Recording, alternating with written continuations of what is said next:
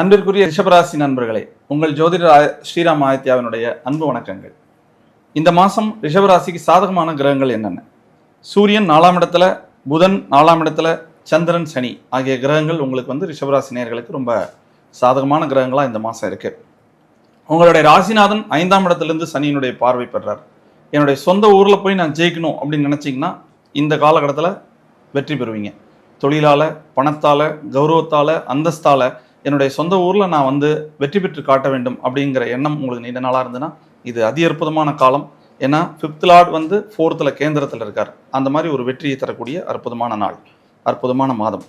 தொழில் பணவரவுகள் ரொம்ப திருப்தியாக இருக்கும். ஏன்னா Saturn 11th, 2nd Lord 4th இது பணத்தை ரொம்ப அதி அற்புதமாக தொழில் மூலமாக பணவரவை கொடுக்கக்கூடிய நல்ல அற்புதமான மாதம்.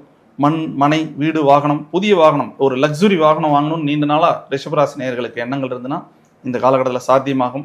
அதே மாதிரி சொந்த ஊரில், சொந்த இடத்துல இடம் வாங்கணும்னு விரும்பியிருந்தீங்கன்னா அதெல்லாம் இந்த காலகட்டத்தில் சாத்தியமாகும்.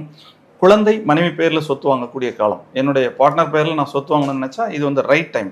ஸோ என்னுடைய குழந்தைகள் பேரில் நான் வீடு, மனை வாங்கணும்னு நினச்சா இது ரைட் டைம். ரொம்ப அதி அற்புதமாக குழந்தைகளுடைய பேரில், லைஃப் பார்ட்னர் பேரில் சொத்து அமையக்கூடிய மாதம். வாகன பயணங்களில் ரொம்ப கவனம் தேவை. ஏன்னா சாட்டர்ன், மார்ஸ் ரெண்டுமே உங்களுடைய 8th பிளேஸை பார்க்குறாங்க. இரவு நேர பிரயாணங்களை ரிஷபராசி நேயர்கள் இந்த மாதத்தில் தவிருங்க. முறையாக வாகனத்தை விதிகளின்படி இயக்குங்க. ஸோ ரிஷபராசி நேயர்கள் இந்த மாதம் வாகனத்தை கையாள்வதில் ரொம்ப கவனமாக இருக்கணும். கூர்மையான ஆயுதங்களை பயன்படுத்துகிறீங்க. ஒரு கத்தி எடுத்து நீங்கள் ஒரு பழம் நறுக்கி கொடுக்குறீங்க, காய் நறுக்கி கொடுக்குறீங்க. இந்த மாதிரி விஷயங்கள்லாம் ரொம்ப கவனமாக கையாளணும். ஏன்னா 2nd லார்ட் 2nd மார்ஸ் இருக்கார். 8th பிளேஸில் இந்த சாட்டர்ன் மார்ஸோட பார்வை இருக்குது. ஸோ தேக ஆரோக்கியத்தில் ரிஷபராசி நேயர்கள் இந்த மாதம் நல்ல ஒரு கூடுதலான கவனத்தை செலுத்துறது நல்லது.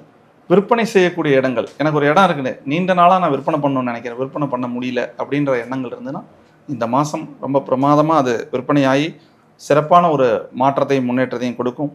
கூட்டு தொழில், நான் ரொம்ப நாளாக பார்ட்னரோட சேர்ந்து தொழில் பண்ணிட்டு இருக்கேன், தனிச்சு பண்ணணும்னு நினைக்கிறேன், இந்த மாதம் சாத்தியமாகுமா? கண்டிப்பாக ஆகும்.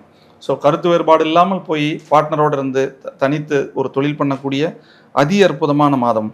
இந்த காலகட்டத்தில் என்ன அதிர்ஷ்ட நிறங்களை நீங்கள் பயன்படுத்தலாம்? பச்சை மற்றும் வெள்ளை, இந்த நிறங்களை ரிஷபராசி நேயர்கள் பயன்படுத்துங்க. இந்த மாதம் சக்ஸஸாக இருக்கும். தெய்வம், என்ன தெய்வத்தை வழிபட்டால் நான் வெற்றி பெறுவேன் அப்படின்னா, சுக்கிரன் மாதத்துடைய முதற் பகுதியில் கன்னிராசியில் தான் இருக்கார். ஸோ உங்கள் ஊருக்கு அருகில் சப்த கன்னியம்மன் இருக்கான்னு பாருங்கள், பச்சையம்மன் இருக்கான்னு பாருங்கள், அல்லது அம்மன், ஏதாவது ஒரு அம்மன் கோயிலில் போய் ஒரு வழிபாடு பண்ணுங்கள். இந்த மாதம் உங்களுடைய முயற்சிகளை வெற்றியாக அந்த அம்மன் மாற்றி தருவார். என்ன தானம் கொடுக்கலாம்?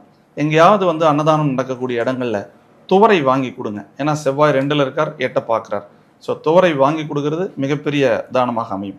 ஒரு வாழ்வியல் பரிகாரம், வாழ்வியல் பரிகாரம்ங்கிறது நம்ம டே டு டே ஆக்டிவிட்டீஸில் செய்யக்கூடிய ஒரு பரிகாரம். அதை பண்ணும் பொழுது உங்களுக்கு ஒரு மனசில் நம்பிக்கையும் ஒரு புதிய வழியும் கிடைக்கும்.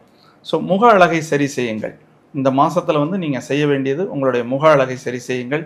மிக அற்புதமான ஒரு வெளிச்சம் உங்களுடைய வாழ்க்கையில் உண்டாகும்.